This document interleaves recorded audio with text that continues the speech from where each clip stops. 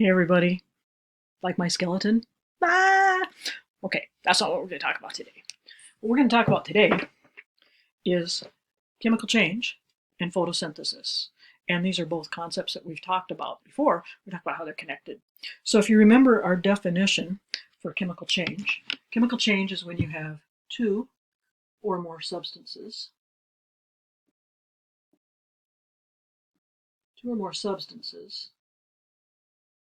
and they combine to make new matter.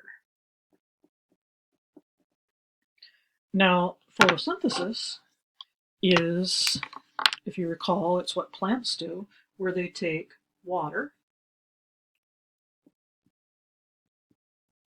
and good old carbon dioxide, and those get combined to make sugar, a special kind of sugar that we call glucose, plus oxygen for us to breathe.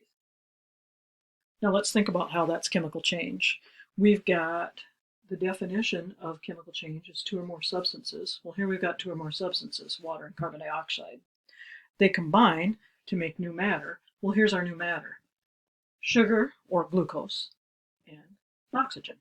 So photosynthesis is an example of chemical change.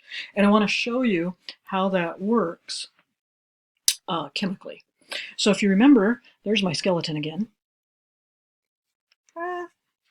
If you remember how that worked, when you played the Go React, we did that with these chemical formulas.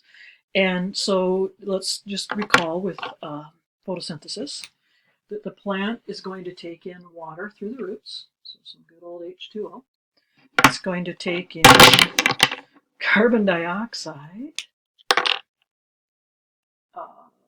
through the leaves, so good old carbon dioxide. Those are going to combine inside the plant and make glucose.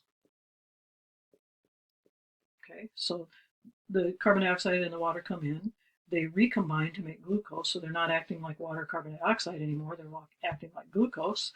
And then there's some extra oxygen that is left over, and that goes out into the air for us to breathe. This is what it looks like chemically.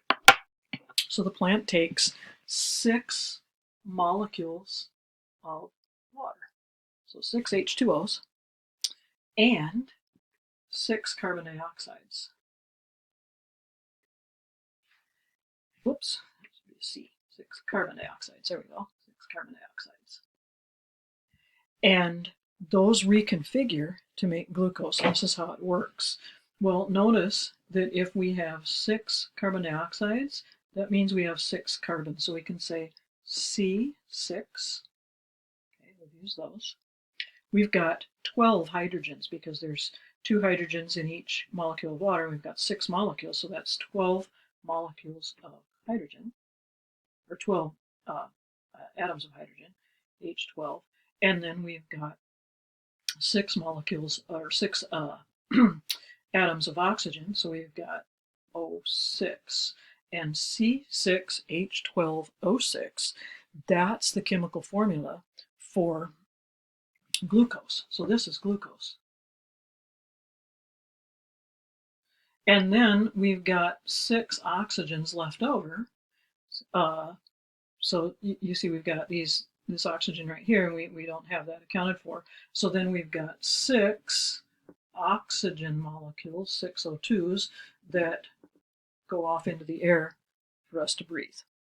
Okay, so photosynthesis is an example of chemical change. So this is what I want you to do for your assignment. I want you to open up your science notebook slideshow.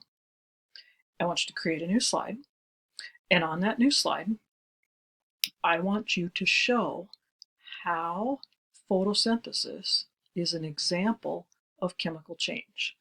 And you can do it by simply showing like a picture of water and a picture of carbon dioxide, and show that they combine and then they make something new called glucose. You can do it that way. Or If you want to get fancy about it and you want to try doing this chemical formula, you can do that too. And then remember that you are going to go through those steps that I showed you about how to turn it in on Google Classroom. If you don't remember how to do that, I will attach the video showing you how to correctly turn in the slideshow to Google Classroom. All right, and then we'll have a Flipgrid challenge about this stuff tomorrow. All right, good luck. He says good luck too.